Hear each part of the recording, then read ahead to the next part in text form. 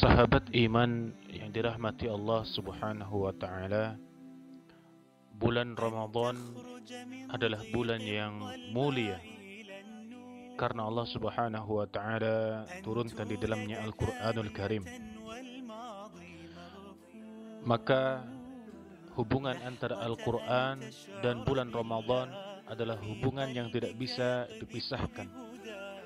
Layaknya hubungan seorang ayah, ibu, dan juga anaknya.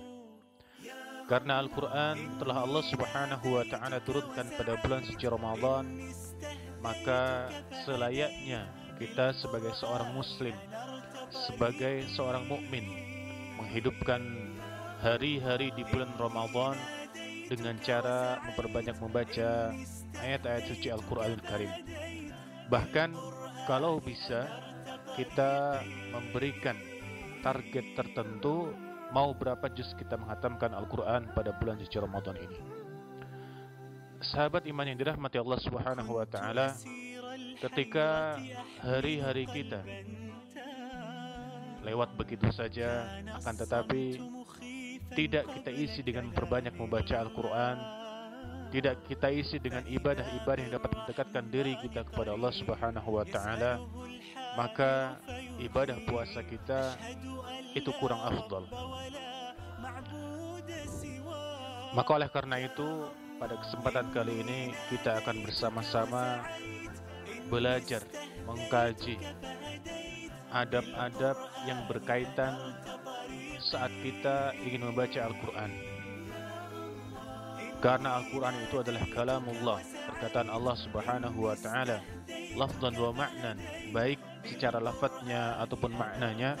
Maka kita harus memperhatikan adab-adab yang baik, bagaimana cara interaksi kita kepada Allah Subhanahu wa ta'ala. Adapun adab yang pertama yang harus kita perhatikan ketika kita hendak membaca Al-Quranul Karim, yang pertama yaitu hendaknya kita membaca Al-Quran dalam kondisi yang paling bagus, dalam kondisi yang paling baik. Maksudnya apa? Maksudnya sebelum kita membaca Al-Quran, maka sangat dianjurkan agar kita melakukan yang namanya thaharah, yaitu dengan cara berwudu atau dengan tayamum ketika air itu tidak kita dapatkan. Kemudian selain kita berwudu sebelum membaca Al-Quran, kita juga dianjurkan untuk menghadap kiblat, ketika membaca Al-Quran. Dan anjuran-anjuran yang kita sebutkan tadi itu bukanlah anjuran yang bersifat wajib. Artinya ketika kita tidak menghadap kiblat kemudian pahala membaca Al-Quran kita tidak berpahala, tidak. Ini hanya bersifat anjuran saja. Kemudian saat kita membaca Al-Quran, maka juga kita dianjurkan untuk duduk dalam kondisi yang tenang, dengan duduk yang baik, tidak, kalau dalam bahasa Jawa itu kakean pola. Jadi kita duduk bersila, duduk atau duduk yang lainnya. Pada intinya, duduk kita saat membaca Al-Quran adalah duduk dalam kondisi yang sangat baik, dengan keadaan tenang, tidak gerusa-gerusu dan lain sebagainya. Kemudian adab yang kedua, saat kita ingin membaca Al-Quran, hendaknya kita membaca Al-Quran dengan tartil. Apa yang dimaksud dengan tartil? Bacaan tartil yaitu bacaan Al-Quran disesuaikan dengan hukum tajwid yang ada. Kita tidak mempercepat bacaan kita. Kita mentargetkan diri untuk menghatamkan Al-Quran misalnya 5 kali dalam satu bulan Ramadan ini, boleh. Akan tetapi kita tidak boleh kemudian hanya demi untuk mendapatkan atau mencapai target tersebut kemudian kita tidak memperhatikan yang namanya tajwid dalam membaca Al-Quran.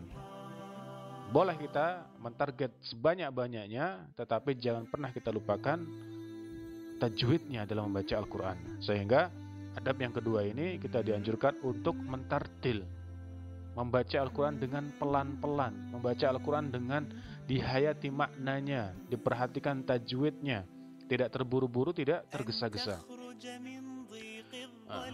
Maksud tergesa-gesa yang disampaikan oleh para ulama itu adalah jangan sampai atau kalau bisa kita itu tidak menghatamkan Al-Quran dalam tempo waktu yang sangat cepat. Maka dikatakan menghatamkan Al-Quran itu minimal 3 hari sekali. Sehingga yang dimaksud dengan cepat ini adalah menghatamkan Al-Quran dalam 1 hari 1 malam, atau mungkin 2 hari 2 malam. Meskipun ya boleh-boleh saja, tetapi para ulama menganjurkan yang paling baik adalah menghatamkan Al-Quran minimal 3 hari sekali. Sebagaimana hal tersebut disabdakan oleh baginda kita Rasulullah sallallahu alaihi wasallam, "Man qara'al Qur'ana fi aqalli min 3 layalin lam yafqahu." Barang siapa yang membaca Al-Quran, menghatamkan Al-Quran maksudnya di sini dalam tempo waktu kurang dari 3 hari, maka dikhawatirkan dia tidak dapat memahami apa yang dia baca. Wa amara Rasul sallallahu alaihi wasallam Abdullah bin Amr bin As, dan Rasul juga pernah memerintahkan kepada seorang sahabat yang bernama Abdullah bin Amr bin As. Karena mengapa? Suatu hari Abdullah bin Amr bin As ini pernah datang kepada Nabi dan berkata, "Ya Rasulullah, saya bisa menghatamkan Al-Quran dalam tempo waktu yang lebih cepat daripada 3 hari."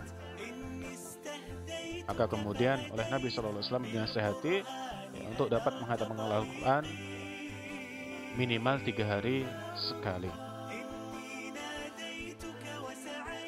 Kemudian adab yang ketiga, hendaknya seorang ketika membaca Al-Quran dalam kondisi yang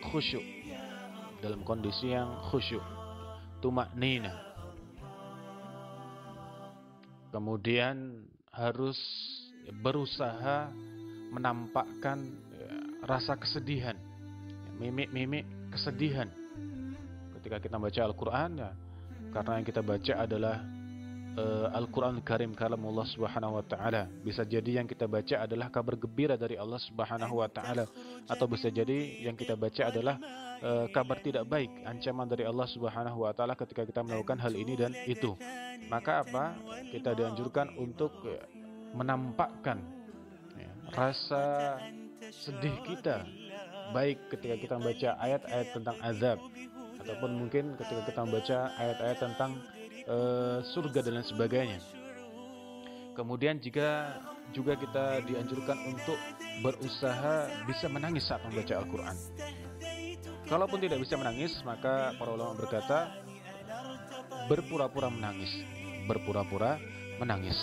Hal itu sebagaimana disabdakan oleh baginda kita Rasulullah sallallahu alaihi wasallam, "Inna hadzal Qur'ana nazala bihusni." Sesungguhnya Al-Quran Karim ini Allah turunkan dalam keadaan husni, sedih. Fa idza qara'tumuhu fabku, maka ketika kalian semuanya membaca Al-Quran, maka berusahalah untuk dapat menangis.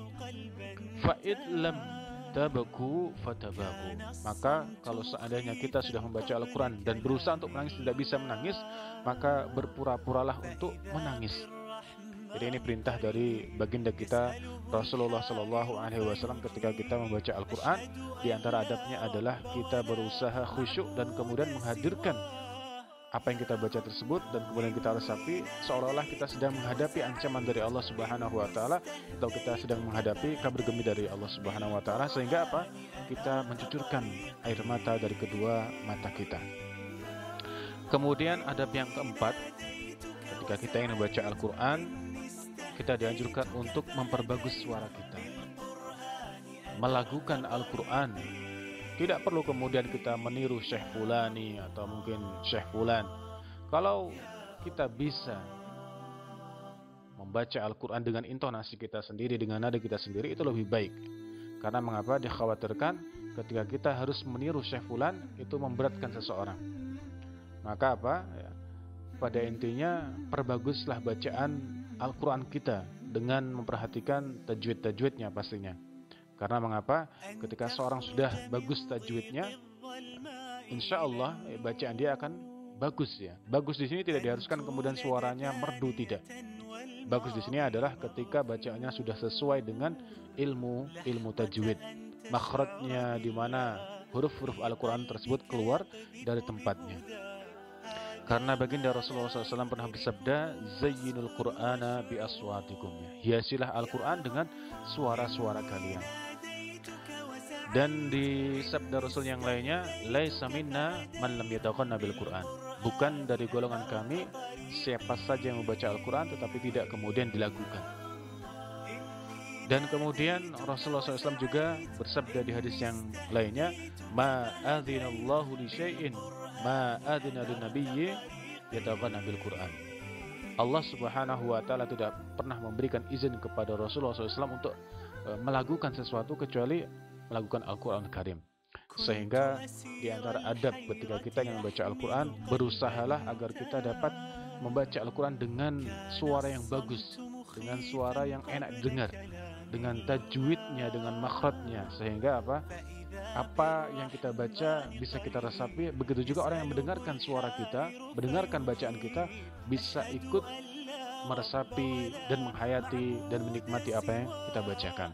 Karena orang yang mendengarkan apa yang kita baca akan mendapatkan pahala seperti apa yang kita baca. Kemudian adab yang kelima di antara adab ketika kita ingin membaca Al-Quran adalah kita berusaha untuk membaca Al-Quran dengan suara yang lirih, suara yang tidak kemudian bentak-bentakan atau mungkin suara yang berlomba-lomba, sehingga orang tua harus mendengarkan suara dia.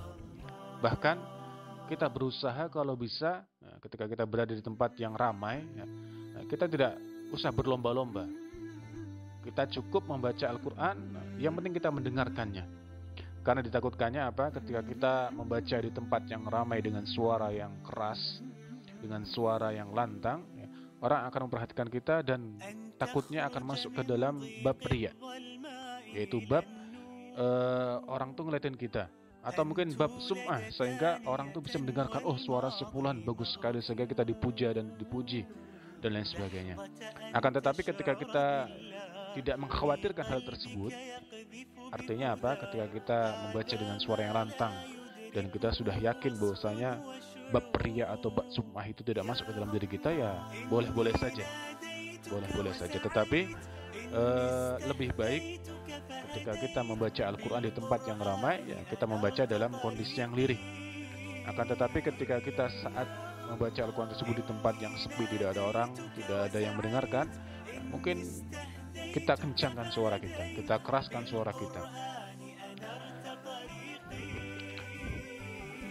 Kemudian adab yang keenam, sebelum atau mungkin saat kita membaca Al-Quran, kita dianjurkan, bahkan ditekankan, bahkan diminta oleh Allah Subhanahu wa taala saat membaca Al-Quran, hendaknya kita dapat mentadabburi apa yang kita baca.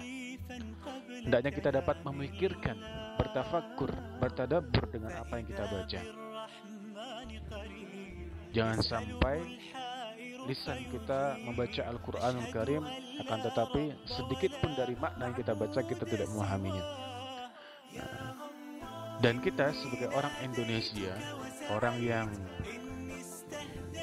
pada hakikatnya bukan bahasa Arab, bahasa kesehariannya, maka dianjurkan ketika kita tidak bisa memahami Al-Quranul Karim dengan bahasa yang kita baca, maka kalau bisa kita membaca Al-Quran dari Al-Quran yang ada terjemahannya. Sehingga Sehingga sedikit demi sedikit ketika kita membaca satu ayat kemudian kita perhatikan maknanya, itu akan lebih berfaedah bagi kita daripada kita membaca Al-Quran banyak sekali dan kita tidak paham artinya dan juga tidak paham maknanya, sehingga tidak bisa mentadabburi apa yang kita baca. Tetapi apa yang dia baca akan berpahala bagi dia. Tetapi akan lebih baiknya lagi ketika dia membaca Al-Quran dan dia paham apa yang dia baca. Maka sarannya Sarannya adalah ketika kita membaca Al-Quran dan kita tidak memahami bahasa Arab, maka bacalah Al-Quran yang ada teks bahasa Indonesianya. Bacalah Al-Quran yang ada artiannya, sehingga ada kesempatan bagi kita untuk dapat membaca teks dari terjemahan apa yang kita baca tersebut. Kemudian di antara adab saat kita ingin membaca Al-Quran adalah jangan sampai kita menjadi orang-orang yang lalai terhadap apa yang kita baca. Orang mungkin membaca Al-Quran, akan tetapi tidak sedikit yang kita perhatikan, mereka lalai dari apa yang mereka baca. Mereka lalai dari apa yang mereka baca. Sehingga apa? Perlunya menghadirkan tadi yang kita sebutkan di adab-adab yang pertama, yaitu khusyuan, ketenangan, duduk yang manis. Sehingga apa? Apa yang kita baca itu benar-benar kita ingat. Apa yang kita baca itu benar-benar meresap ke dalam diri kita. Pendengar yang dirahmati Allah Subhanahu wa taala, kemudian mungkin adab yang terakhir saat kita membaca Al-Qur'an adalah kita berusaha, kita berupaya untuk dapat memiliki sifat seperti apa-apa yang disebutkan di dalam Al-Qur'an. Maka ketika Ibunda Aisyah ditanya oleh para sahabat, bagaimana ya Aisyah? Bagaimana ya Ibunda Aisyah radhiyallahu anha akhlaknya Nabi sallallahu alaihi wasallam? Maka kemudian Aisyah berkata kepada para sahabatnya, kana khuluquhul Qur'an. Akhlaknya Nabi adalah Al-Qur'an. Maka ketika kita membaca Al-Qur'an Karim, kalamullah Subhanahu wa taala di bulan suci Ramadan ini, kita berusaha dan berupaya untuk dapat berakhlak, memiliki sifat sebagaimana apa yang kita baca di dalam ayat-ayat suci Al-Qur'anul Karim. Pendengar yang dirahmati Allah Subhanahu wa taala, semoga yang sedikit tersebut tentang adab-adab saat kita membaca Al-Quranul Karim bisa berfaedah bagi kita dan kemudian bisa kita terapkan dalam kehidupan kita sehari-hari. Apabila ada benarnya datangnya dari Allah Subhanahu wa taala, dan apabila ada kesalahan datangnya dari saya pribadi dan dari syaitan, dan kepada Allah Subhanahu wa taala kita mohon perlindungannya. Barakallahu fikum wa zadakallahu ilman wa hirsan wa tuqan wa salahan ya rabbal alamin. Assalamualaikum warahmatullahi wabarakatuh.